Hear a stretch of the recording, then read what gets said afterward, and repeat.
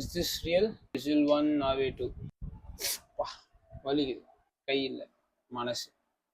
So நீங்கள் ஒரு Messi ஃபேனாக இருக்கலாம், ரொனால்டோ ஃபேனாக இருக்கலாம், எந்த ஒரு ஃபுட்பால் பிளேயரோட ஃபேனாவாக இருக்கலாம், but you can hate this man Neymar Junior. What a player, ஒரு ஸ்கில்ஃபுல்லான பிளேயர். லைக் இந்த ஜெனரேஷனில் இருக்க பிளேயர்ஸ்க்கு வந்து நெய்மார் வந்து ஒரு பிக்கெஸ்ட் ரோல் மாடலாக இருப்பார். அண்ட் ஆல்சோ இன்ஜுரிஸ் வந்து ஒரு பிளேயரோட லைஃப் எப்படிலாம் ஸ்பாயில் பண்ணலாம் அப்படின்றது வந்து நெய்மாரோட கரியர்லேருந்தே நமக்கு தெரியும்.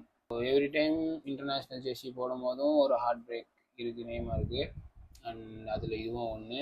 அண்ட் இது வந்து ரொம்ப முக்கியமான வேர்ல்டு கப் அவருக்கு, கடைசி வேர்ல்டு கப். ஸோ ரிட்டையரும் ஆகிட்டாரு. ஆஸ் எ ஃபேனாக நீங்கள் என்ன என்ஜாய் பண்ண முடியும்னா எவரி பிளேட் அதெல்லாம் பார்க்கலாம். அண்ட் ஆல்சோ கடைசி வேர்ல்டு கப்பில் ரிட்டையர் ஆகிறதுக்கு முன்னாடி கடைசியாக ஒரு கோல். ஸோ அதை வச்சு நீங்கள் என்ஜாய் பண்ணலாம். இங்கே நான் பிரேசில் மேட்ச் பற்றி பேச விரும்பல. வை பிகாஸ் பேசுகிற அளவுக்கு அங்கே எதுவும் இல்லை என்னை பொறுத்த வரைக்கும். இட்ஸ் ஓகே, முடிஞ்சிச்சு, அவ்வளோதான். நெய்மார் தான். So you can compare him with other players. என்னதான் மெஸ்ஸி ரொனால்டோன்னு நீங்கள் அடிச்சுட்டு இருந்தாலும் தனியாக ஒரு ஆள் தூக்கி மேலே நின்னது தலைவன் நெய்மார் தான். So you should respect him.